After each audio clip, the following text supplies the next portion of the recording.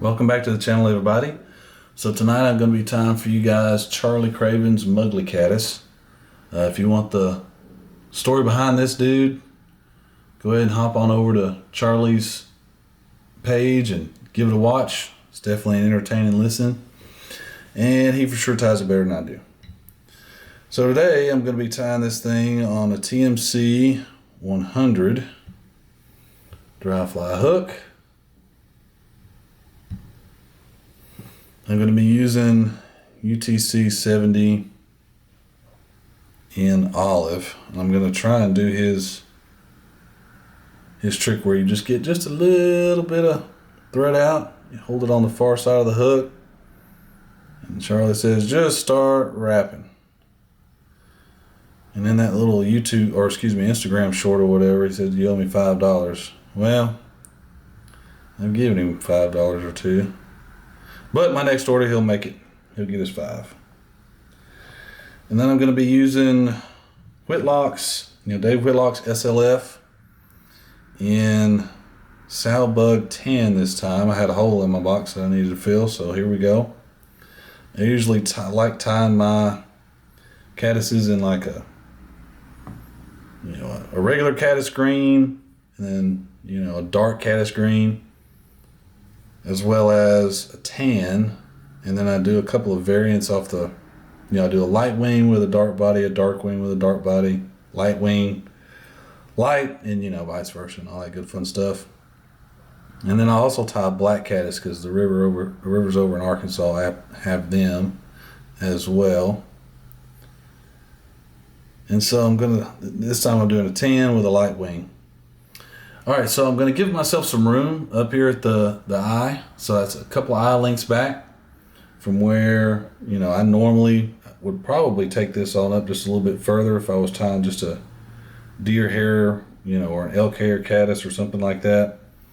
But with this underwing of snowshoe rabbit foot, you got to leave just a little bit extra room so you can get both it and the elk hair that goes on top, some room to be on the hook.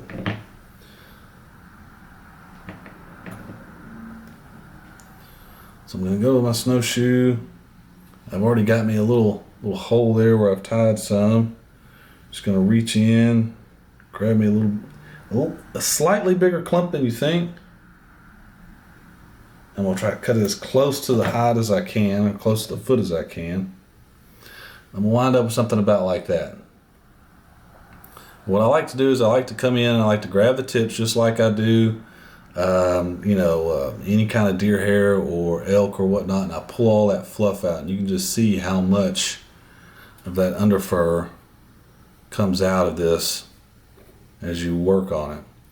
And then also what I like to do is I like to take just those really long tips and just grab those, kind of get rid of those too. There's just the real long ones.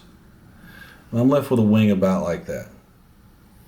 And I like to measure my wing just slightly past that hook bend. So as it goes, just slightly past that hook bend. I go ahead and get this tied in. I'm going to make a narrow band going forward towards the hook eye and then back. And that'll secure that wing in right where I want it. Then I'm going to come in, and as you can see up near the eye, I left myself just a little bit of space. Now, that does take a little bit of practice, but once you whip 3 or 4 of these out, you'll have it down. Then I come in, nice sharp pair of scissors, and trim those out. Trim those butt ends out. Then I'm going to come into my elk hair here. And this is a Compare-A-Cow elk from Nature Spirit, which is always good stuff. It's nice and straight and does what I want it to do. Cleans out good, stacks good, all the things that you want in your elk hair. This is a Compare-A-Cow elk. The same thing I did with the rabbit, I'm going to do with this. As you can tell, it's full of underfur. So I'm going to kind of come in, I'm going to grab it by the tips. I'm going to start pulling those short ends out, try to get that under fur out. And once I got most of the short ends out, I'll actually grab my little brush here and I'll come in and I'll make sure all that under fur is completely removed. You definitely don't want that on your fly. It will help to sink it, as well as builds up a bunch of bulk and does all the things you don't want. It also can kind of, stop you from being able to stack it real well. So make sure you clean your hair out real well. Once I get that good and stacked, pull it out of my hair stacker here. Got one little long one poking out I don't like.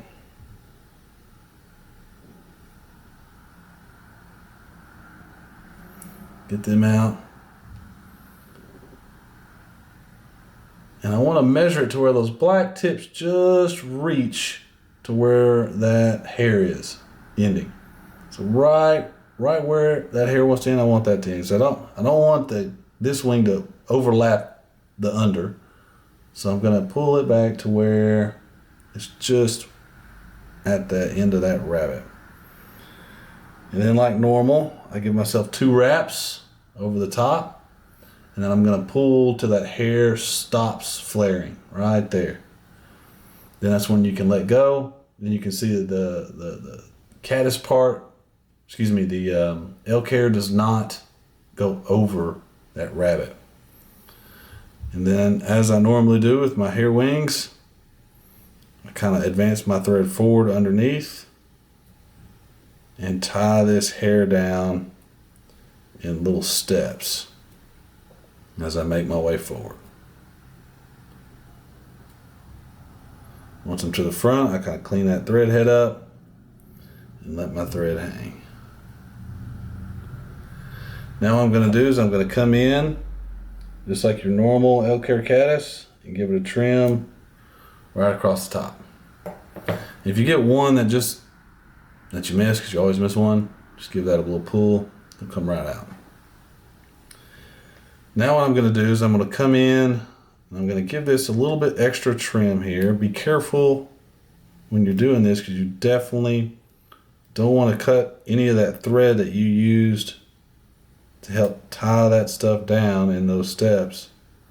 Don't cut your thread out. Talking from experience here, it's not fun. Got a couple that want to show out up front, but we'll get them cleaned up.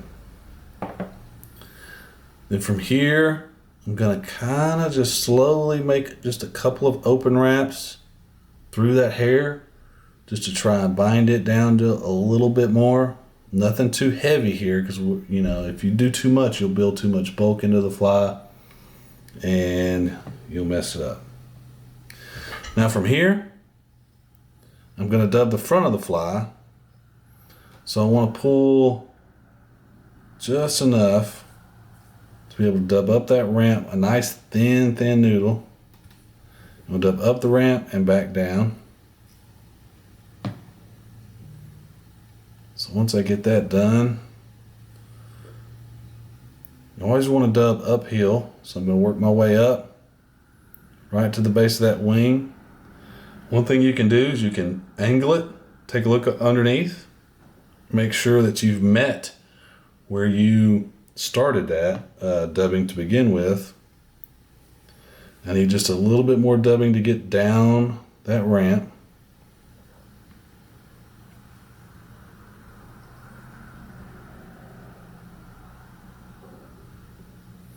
And it's okay if it looks a little bit like this right now, because we're going to come in, we're going to muggly it up. And once I get back down the ramp, I'll come in, try and pull everything back, build myself a little bit of a whip finish here.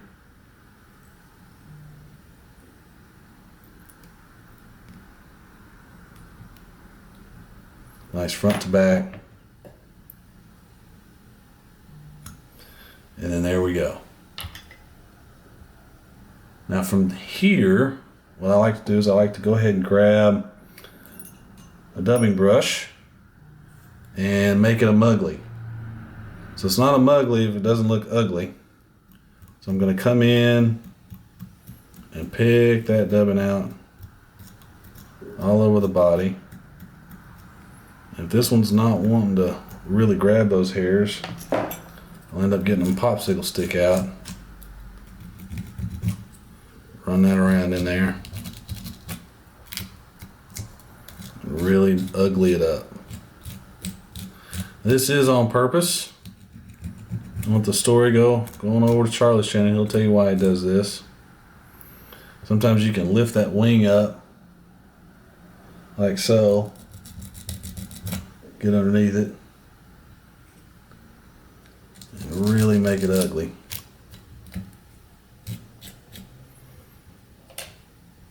Any of those long, extra long fibers that go past that wing, I kind of come in and just grab them and pull them, and they'll come on out. Sometimes that squirrel, you get a squirrel guard hair, random one here and there.